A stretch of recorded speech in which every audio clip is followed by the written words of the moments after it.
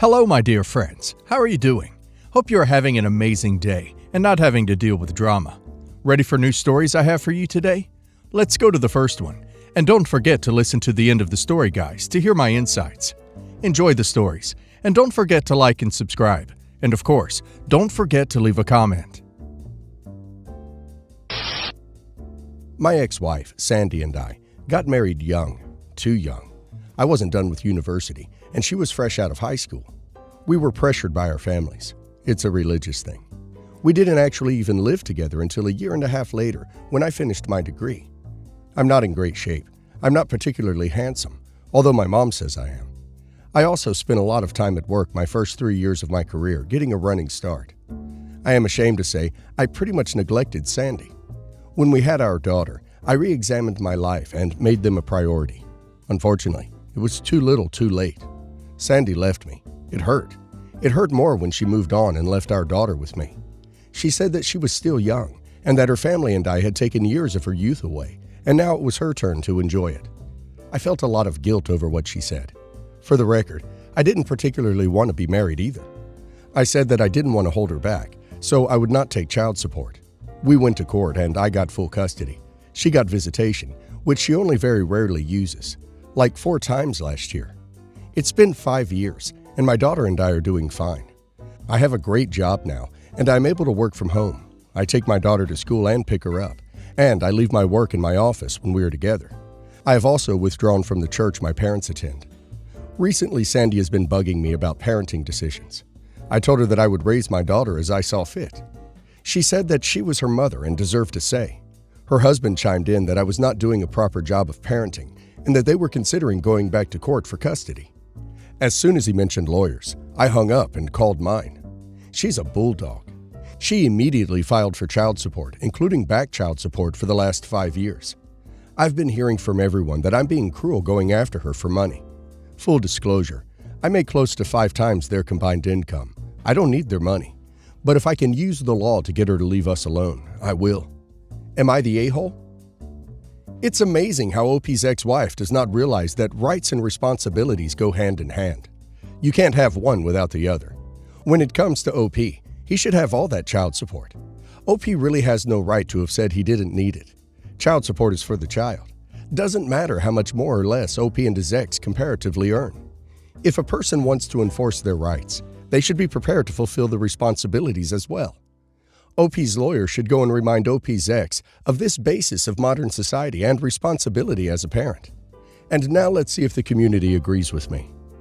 Jellyfish Jambalaya says, "This woman abandons her husband and daughter to go enjoy life and now wants to give advice on raising your daughter?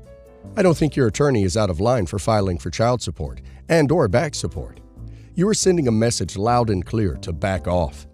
Chances are, the ex hasn't changed that much and is now feeling the heat of having to explain to others why she doesn't have custody with her daughter. I think going in hard like you did was a good move. Keeping with the quarterly visits is good for now, or until your ex proves she's not going to abandon your daughter again. That kind of rejection lasts a lifetime.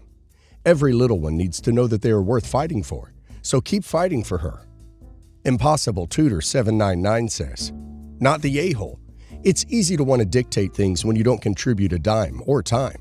They want to play, they need to pay. Also, the money is not for you, it's for your daughter. Put it in a college fund or investment account for her. As for the people with any criticism, tell them you welcome them to help X pay for raising your daughter. If not, they can butt out of your parenting." Loverly One says, "Not cruel. Your ex wants to pick and choose when to be a parent, and she has the nerve to criticize? Get everything you can. Your child deserves it, not the a-hole." I have 3 children, 27, 25, and 23. I was married to their father for 8 years, and he passed away when our youngest was 3. It was a somewhat arranged marriage, and I did respect and care for him. But I'm not going to lie and say my decisions here are based off some deep love. My late husband was very wealthy and left me his entire estate to live off of and raise our children. I'm supposed to give them each a certain percentage when they reach 25. I remarried 2 years later, and my new husband provided for the children, and so most of the estate is intact. The one thing he was very specific about was that I was only to give them the money if they stayed with the culture and the faith. This meant marrying someone also Persian and continuing with the important traditions. My middle daughter did not do this. She refused a bat mitzvah, and she is engaged to a white man. She has not been part of our faith since she lived under my roof and I could force her. She recently turned 25 and wanted to know when she was getting her inheritance. She was aware of the terms, but she thought I was going to give in, and now she thinks I'm punishing her for making choices I don't agree with. Honestly, I've been very hurt by her choices, but I don't believe in using money to control my children. I've thought about this deeply, and I don't feel comfortable dishonoring their late father. It was his choice and his money. The fact remains that OP's late husband and OP are actively using money to control what their kids believe and who they marry. I don't understand in what context this can be construed as reasonable. OP is punishing her for making her own choices by withholding money, for no other reason than she chose a man of a different culture and chooses to practice her personal beliefs in different ways. People will say it's OP's money to do what she wants with. I can't argue with that. But what a thing to do with OP's money. Not for goodness, or as a blessing, or to improve the life of a child, but to control and restrict. To make her into a mold of what OP wants. Is she hurting anyone in her choices and beliefs? And now let's hear the community's opinion. Bite Me says, I understand both perspectives, but I'll go with you're the a-hole. If someone changed the context to a white family, denying inheritance to a kid who married a black person, I think the fault would be apparently clear. Honoring your late husband's wish could easily alienate you from your daughter, and I wouldn't blame her for not keeping in contact, however hard defying him could be for you. Tolmycene says, no a-holes, because you are not the agent behind this situation, and I don't believe it fair to hold you wholly accountable for it. But if I were in your position, I would disregard your late husband's request, and here's why. The terms he outlined for distribution of his estate amongst his children were not ethical. I apologize if that sounds harsh to your late husband, and expect to be downvoted for it. However, children should not be coerced into deciding the ethnicity of the person they will marry, nor what religion they will follow by threat of removal from their parents' will. If a child must be bribed into following tradition, then this both devalues the tradition and dilutes the character of the child. Gryffindor85 says, you're the a-hole. She just made different choices. Your late husband will not benefit or be hurt by your choice either way now, so if it will improve your daughter's life, who I assume you love, then you should give it to her.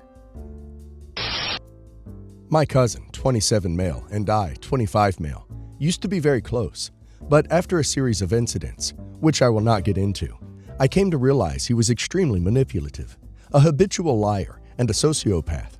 I distanced myself from him. After this, many details from his life trickled out, and things clicked into place.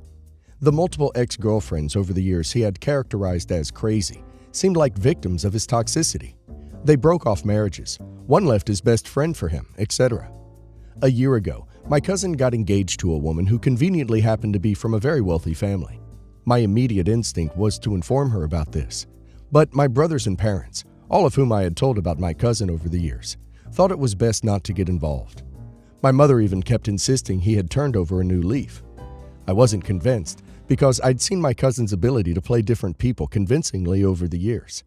Moreover, I thought we had an obligation to a woman whose life he could ruin. I found his fiance's work email and emailed her anonymously. I told her she was free to do as she pleased, but I was just an anonymous well-wisher who needed to tell her about him. I was anxious for a few months about whether my cousin would find out about the anonymous email and link it back to me. A few months later, we heard from my aunt that the engagement had been called off. I wasn't sure if my email had anything to do with it, or whether it started conversations that led to the end of the relationship. My family, however, immediately knew I had something to do with it and confronted me, telling me I'm responsible for interfering with his life. My mother was stricken with so much guilt, she wanted to tell her sister, but my father thankfully told her not to. Am I the a-hole? Edit. The email laid out my cousin's history with women and all the signs he was a sociopath. The constant lying, his ability to be very charming, the lack of empathy. I asked her to quietly observe his habits and fill out the antisocial personality quiz online using the information she had. Also asked her to write back if she wanted to, but she didn't. From what OP has said, OP just saved her wasting her time. Previous girlfriends have figured it out. OP just helped her get to that realization faster. Also, it took a few months between OP's email and the breakup. It may have been the push in the right direction for her to see and realize what he was really like. And now let's hear the community's opinion. Galaxy Succulent says, "Not the a-hole is my first thought. If an email from a cousin was enough to break up a relationship that's serious enough to be leading to marriage, that's a red flag all on its own that something else was going on there. Healthy relationships don't end suddenly over one email from a cousin that she likely doesn't even know super well, since you said you aren't close to the cousin anymore." Sheba Not says, "Not the a-hole. If someone anonymously emailed me about my fiancé, it would make me take a closer look at the relationship, but it wouldn't be the sole reason I would break things off. I think she probably read your email and perhaps looked into things or asked him about it and came to her own conclusions. I think you did the right thing in this situation." Jaded Slayer says, "Not the a-hole. For all you know, she ignored the email. Maybe her parents had him investigated. Happens a lot in wealthy circles. And uncovered his past. Maybe he did something or several small somethings that led to it. Maybe her family or her insisted on a prenup and he refused. If it was your email, then it would not have taken 2 months for the relationship to end." My brother started dating this new girl, and I realized I recognized her from AA. I'm not an addict, but my lawyer recommended I attend some AA meetings to help strengthen an ongoing case against me. I know it's her because I remember her very unique name from the AA meeting, and she also talked for a very long time. I thought it was important to mention it to my brother because I'm worried about her as a partner to him. In AA, she mentioned that not only did she use hard D, but also that she feels like she can't control herself. She also admitted to D making her verbally aggressive and unstable emotionally, and at the time, Sue was not sober. I know my brother, and I know that he holds himself and his partners to a high standard, and that he hates drama in his relationship. I told him what she said, and he broke up with her. And she basically stalked me and also called me an untrustworthy B who ruined her experience with AA. Honestly, I think I was just trying to help my brother out. But some of my friends think it was messed up for me to tell him. But I think it's better for him to know what kind of person she is ahead of time. Am I the a-hole? Edit. To clear some things up, because people are assuming a lot. I'm fighting my case because I believe the legal system is corrupt, and I want to be accountable in other ways. I don't regularly drink and drive. I don't even drink at all. The night was the worst night of my life, and I would take it back in a heartbeat. All I'm asking is opinions on how I should have handled the situation with this girl, not to talk about whether I deserve to rot in jail because of my DUI. I do not condone drinking and driving, and think it's a very serious crime, and I understand the gravity of my actions. Cerebral Assassin says, "You're the a-hole. Did you forget the second A stands for anonymous? Most go to these things to get help, not to try and make a fake showing for court because they can't get a DD." Jar56 says, "You're the a-hole. You are a gigantic a-hole. Do you not know the definition of the word anonymous? It is completely wrong to reveal anything people talk about in those meetings. That is their safe space, and you just violated it." Karath Solis says, "You're the a-hole. You expect us to not hold a DUI over your head, and you went and did exactly that to somebody else. Nothing like holding somebody's past mistakes over their head when they're trying to get help.